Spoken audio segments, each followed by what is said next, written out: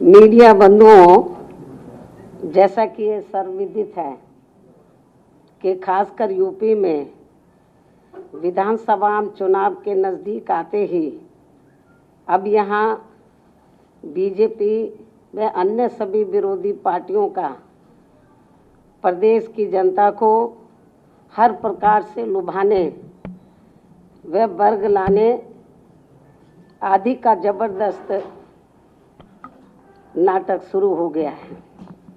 जबकि इस मामले में सच्चाई ये है कि केंद्र व यूपी की भाजपा सरकार ने पिछले 1.5-2 महीनों में जो यहाँ अनगिनत व थोक में भरमार घोषणाएं, शिलान्यास एवं अध कच्चे कार्यों के उद्घाटन व लोकार्पण आदि किए हैं, तो इनका ये सिलसिला ऐसा लगता है कि इलेक्शन घोषित होने तक ये लगातार जारी रहेगा। तो ये सब इनकी इस बार विधानसभा चुनाव में होने वाली हार को काफ़ी कुछ दर्शाता है। इसके अलावा बीएसपी को छोड़कर यहाँ सभी विपक्षी पार्टियों ने भी चुनाव की घोषणा होने से बहुत पहले ही प्रदेश की जनता को लुभाने के लिए अभी तक जो भरमार घोषणाएं व वायदे आदि किए हैं, तो ये भी इनके लिए अनेकों सवाल खड़े करता है। जैसे सपा की तरह कांग्रेस पार्टी ने भी प्रदेश की जनता को जो किस्म किस्म के असंख्य व प्रलोभन भरे चुनावी वायदे किए हैं, तो उन पर यहाँ की जनता जल्दी से विश्वास करने वाली नहीं है। और इस संबंध में हमारी पार्टी का ये कहना है कि यदि कांग्रेस पार्टी ने यहाँ यूपी में भी, और इस संबंध में हमारी पार्टी का ये कहना है कि यदि कांग्रेस पार्टी ने यहाँ यूपी में भी अपने लंबे रहे शासनकाल में अपने 50% भी चुनावी वायदे पूरे कर दिए होते, तो फिर आज ये पार्टी केंद्र व उत्तर प्रदेश सहित देश के अधिकांश राज्यों से भी सत्ता से बाहर नहीं होती। इतना ही नहीं, बल्कि इनकी कथनी व करनी में जमीन आसमान का अंतर होने की वजह से अब जनता इनके वायदों व घोषणाओं आदि को कतई भी गंभीरता से नहीं ले रही है। यही स्थिति इस मामले में हमें दूसरी पार्टियों की भी देखने के लिए मिल रही है। हालांकि इस मामले में बीएसपी बातें बहुत कम व कार्य करके दिखाने में ही ज़्यादा विश्वास रखती हैं। और ये सब आपको यूपी में 4 बार बीएसपी के नेतृत्व में रही सरकार में काफ़ी कुछ देखने के लिए मिला है। और अब मैं खासकर केंद्र व यूपी में आसीन सत्ताधारी पार्टी बीजेपी के बारे में ये भी कहना चाहूँगी कि यदि इस पार्टी को जनहित व आम जनता के दुख दर्द आदि की थोड़ी भी परवाह व चिंता होती, तो पिछले दिनों जिस प्रकार से पूरे देश में हर दिन रिकॉर्ड तोड़ पेट्रोल एवं डीजल आदि की कीमतें बढ़ी हैं, और जिस कारण फिर पूरे देश में महंगाई भी काफ़ी ज़्यादा बढ़ी है, तो ये सब जनता आसानी से भुलाने वाली नहीं है। और अब कई राज्यों में जल्द ही होने वाले विधानसभा चुनाव में अपनी हार के डर से इनकी कीमतों में जो इन्होंने थोड़ी सी कमी की है, तो इसकी भी भरपाई ये पार्टी चुनाव के बाद ब्याज सहित जनता से ज़रूर वसूल कर लेगी। इसे भी जनता को ज़रूर ध्यान में रखकर चलना चाहिए। इसी प्रकार यूपी में अब विधानसभा चुनाव नज़दीक आते ही यहाँ गरीबों को जो राशन मुफ्त बांटा जा रहा है, तो ये भी चुनाव खत्म होते ही ज़रूर बंद हो जाएगा। ऐसे अनेकों और भी अब किस्म किस्म के प्रलोभन दिए जा रहे हैं, जो चुनाव के बाद फिर कहीं भी नज़र नहीं आएंगे। इसके साथ ही यूपी की जनता को ये भी ध्यान में रखकर चलना चाहिए कि भाजपा खासकर यूपी में अपनी जन विरोधी नीतियों व द्वेषपूर्ण कार्यकलापों एवं सरकार की घोर विफलताओं पर पर्दा डालने तथा इन पर से लोगों का ध्यान बांटने के लिए भी यहाँ विशेषकर सपा आदि से अंदरूनी मिली भगत व सांठगांठ करके जिन्ना व अयोध्या पुलिस फायरिंग जैसे अनेकों और नए नए गढ़े हुए सांप्रदायिक व धार्मिक मुद्दों को उठाने का भी पूरा प्रयास कर रही है ताकि ये जो चुनाव है हिंदू मुस्लिम हो जाए। ये इन दोनों पार्टियों का अंदर ये प्रयास चल रहा है, जो स्वाभाविक तौर पर ये सपा व भाजपा आदि को आपसी लाभ पहुंचाने की नीयत से इनकी स्वार्थ की राजनीति को पुनः उजागर करता है। हालांकि जनता अब इनसे काफ़ी सजग भी है। साथ ही बीएसपी को ये पूरी उम्मीद भी है कि अब प्रदेश की जनता इनके इस प्रकार के किसी भी षड्यंत्र का शिकार होने वाली नहीं है। वैसे ये बात भी सर्वविदित है कि सपा व भाजपा की राजनीति हमेशा एक दूसरे के पोषक व पूरक रही है और इन दोनों पार्टियों की सोच जातिवादी एवं सांप्रदायिक होने के कारण इनका अस्तित्व एक दूसरे पर ही आधारित रहा है। इसी कारण जब सपा सत्ता में होती है तो भाजपा मजबूत होती है और जब बीएसपी सत्ता में रहती है तो भाजपा कमज़ोर होती है।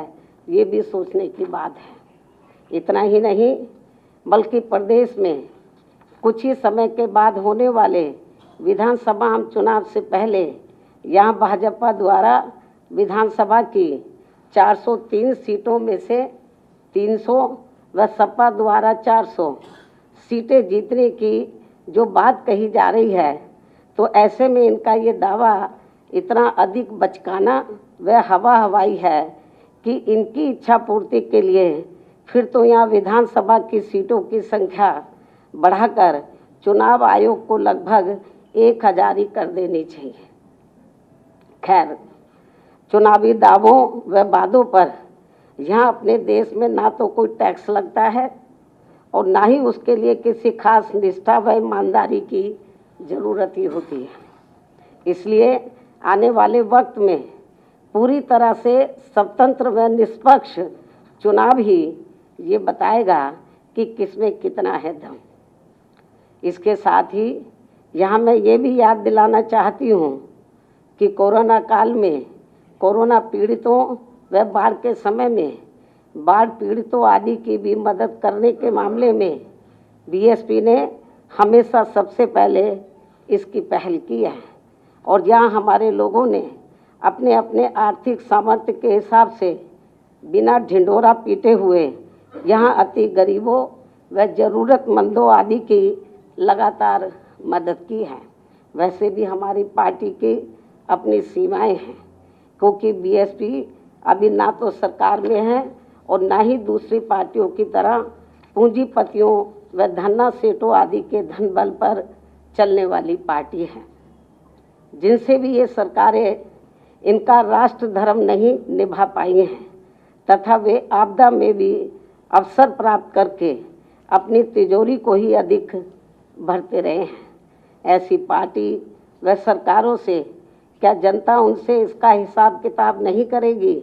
यानी कि ज़रूर करेगी। इसी प्रकार केवल आम जनता ही नहीं बल्कि देश की अर्थव्यवस्था की रीढ़ अर्थात संपूर्ण किसान समाज भी केंद्र सरकार की अहंकारी वादा खिलाफी एवं निरंकुश आदि व्यवहार से काफ़ी ज़्यादा गुस्से में है तथा आक्रोशित भी है। इतना ही नहीं बल्कि इनकी जातिवादी संकीर्ण पूंजीवादी व अन्य गलत नीतियों व गलत कार्य प्रणाली की वजह से उत्तर प्रदेश सहित पूरे देश में दलित, शोषित, पिछड़ा वर्ग, मुस्लिम व अन्य धार्मिक अल्पसंख्यक समाज के लोगों के साथ साथ सर्व समाज में से खासकर गरीब, मजदूर, बेरोजगार, छोटे व्यापारी, कर्मचारी एवं अन्य मेहनतकश लोग भी अपनी विभिन्न समस्याओं को लेकर काफ़ी ज़्यादा दुखी व परेशान भी हैं। कोरोना काल में तो इनकी हालत और भी ज़्यादा खराब हो गई है। ये सब किसी से छिपा नहीं है। और अब मैं आप लोगों को अपनी पार्टी के बारे में भी ये बताना चाहती हूँ कि मैंने पिछले महीने 9 अक्टूबर को मान्यवर श्री कांशीराम जी की पुण्यतिथि के मौके पर अपनी पार्टी के लोगों को अति महत्वपूर्ण कार्य ये दिया था कि यूपी की हर विधानसभा की सीट में पार्टी द्वारा गठित की गई सभी पोलिंग बूथों की कमेटियों की दिनांक 21 अक्टूबर से समीक्षा की जाएगी तथा चुनाव को खास ध्यान में रखकर उन्हें कैडर भी दिया जाएगा। जो ये कार्य पूरे प्रदेश में काफ़ी युद्ध स्तर पर चल रहा है। दूसरा, जिनके अभी तक वोट नहीं बने हैं तो उनके चुनाव आयोग द्वारा दिए गए नियमों के मुताबिक चलकर सभी बन जाने चाहिए। ये भी कार्य इस समय काफ़ी तेज़ी से चल रहा है। इसके अलावा आप लोगों को ये भी मालूम है कि बीएसपी दूसरी पार्टियों की तरह चुनाव होने के नज़दीक एक एक सीट पर कई कई टिकटार्थियों के जरिए भीड़ इकट्ठा करके अपनी हवाई ताकत दिखाने में नहीं बल्कि ज़मीनी स्तर पर पार्टी के जनाधार को बढ़ाने में ही ज़्यादा विश्वास रखती है।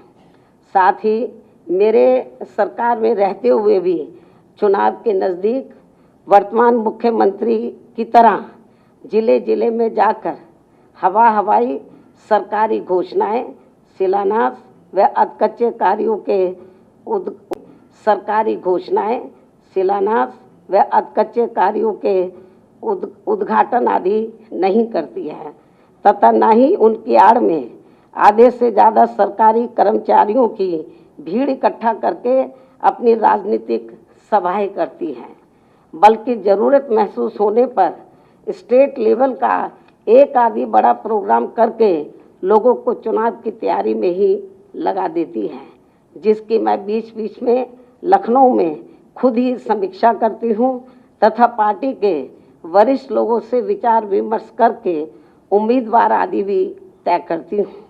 इसके साथ ही यहाँ मैं ये भी कहना जरूरी समझती हूँ कि अब पूर्वांचल एक्सप्रेसवे तथा कुशीनगर व जेवर हवाई अड्डा आदि बनाने का जो वर्तमान भाजपा सरकार इसका खुद पूरा श्रेय ले रही है तो ये सही नहीं है, जबकि इन तीनों कार्यों की व अन्य सभी एक्सप्रेसवे तथा मेट्रो आदि की भी पूरी रूपरेखा बीएसपी की सरकार में ही बना दी गई थी और इसकी मेरी सरकार में शुरुआत भी कर दी जाती यदि उस समय केंद्र की कांग्रेसी सरकार इन कार्यों में रुकावट पैदा नहीं करती।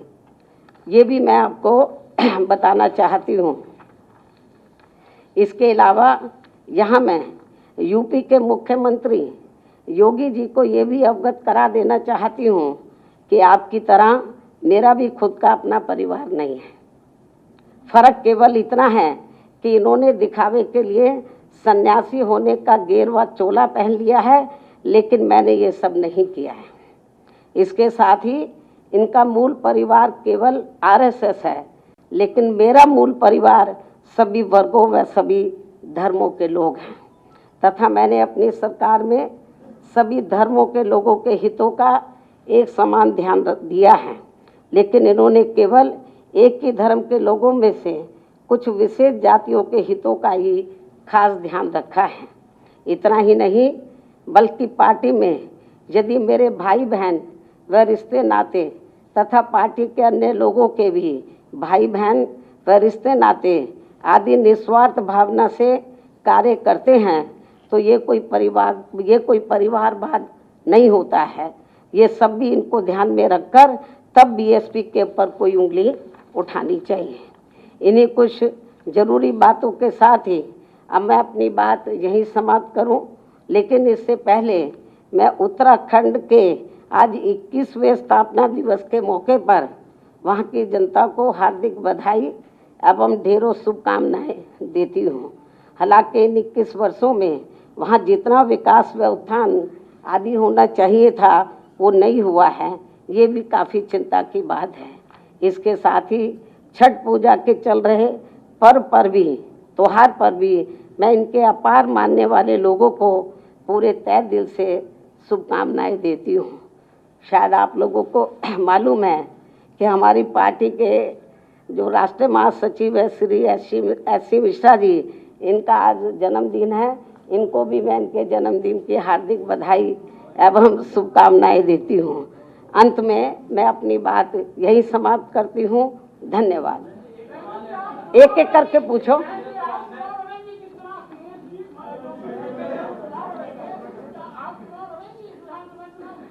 ये कोई जरूरी नहीं कि योगी जी क्या कर रहे हैं और अखिलेश क्या कर रहे हैं, मुझे मेरी तुलना आप उनसे करेंगे? हाँ,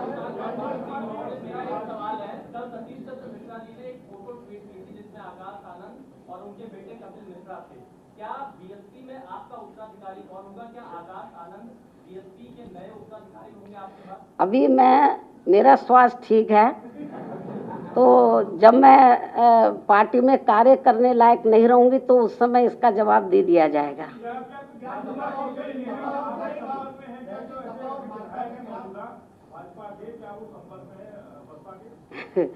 अब ये तो अंदरूनी बात है, ये तो ओपन नहीं करनी चाहिए है। ये तो हमारा शुरू से ही चल रहा है। हाँ,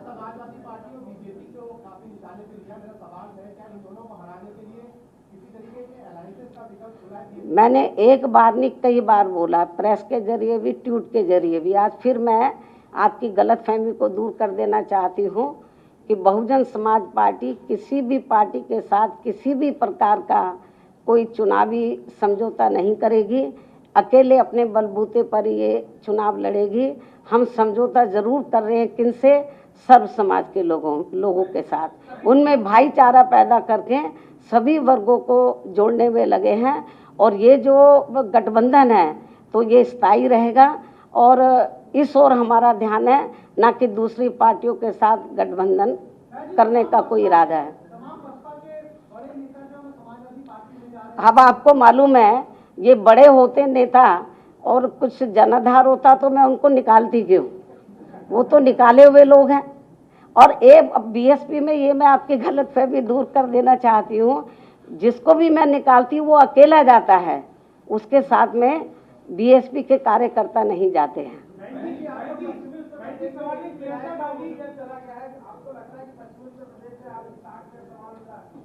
कौन बोलता है? ये तो आप बोल रहे हैं।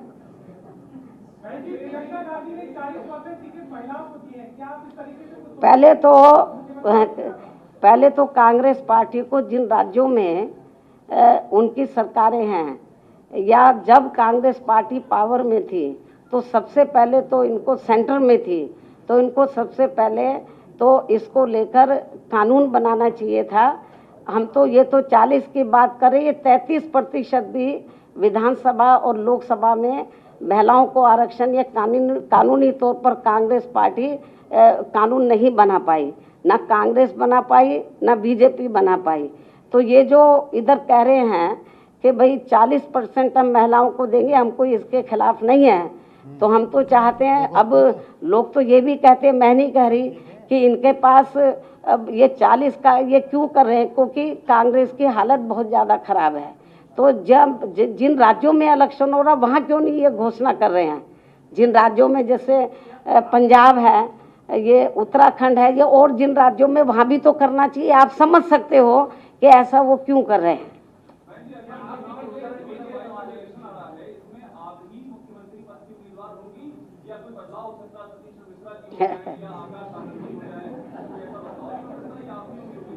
आपको ये मालूम है कि ये जो चुनाव है मेरे नेतृत्व में लड़ा जा रहा है और पूरे यूपी में सर्व समाज के लोगों की ये दिली इच्छा है कि हम बहन जी को 5वीं बार यूपी का मुख्यमंत्री बनाएं।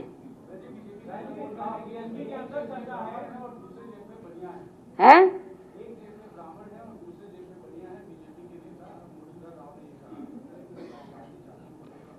ये तो आप उन्हीं से पूछो इस सवाल का जवाब है। मैं जो आपको बता रही हूँ कि सपा और बीजेपी में तो हम कोई फर्क समझते नहीं, ये तो एक ही सिक्के के दो पहलू हैं। ये तो इस चुनाव को हिंदू मुस्लिम करने के चक्कर में है। ये तो आप खुद इनके जो बयान आ रहे हैं, चाहे तो सपा मुखिया के या फिर योगी जी के जो बयान आ रहे हैं, उससे आप लोगों को ये स्पष्ट तौर पर हमारा कोई भी आप सोच रहे मुकाबला, हमें पूरा भरोसा है। जैसे सन 2007 में हमको एब्सोल्यूट मेजॉरिटी मिली, हमें पूरी एब्सोल्यूट मेजॉरिटी मिलेगी।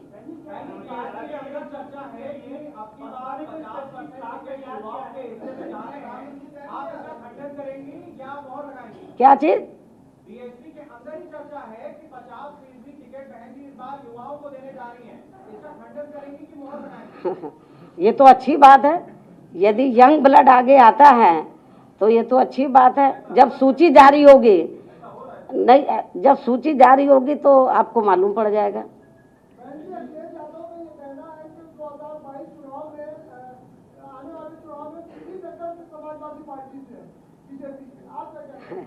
वो केवल एक रथ लेके तो टिकटार्थियों को किसी चौराहे पे इकट्ठा कर ले, किसी के घर चले जाएं और मीडिया को ले जाएं, किसी की ब्याह शादी में चले जाएं, तो उसको मीडिया को दिखा के वो टक्कर में नहीं आ सकते। टक्कर देखनी चाहिए थी तो इनको 9 अक्टूबर को देखते कई लाख लोग थे।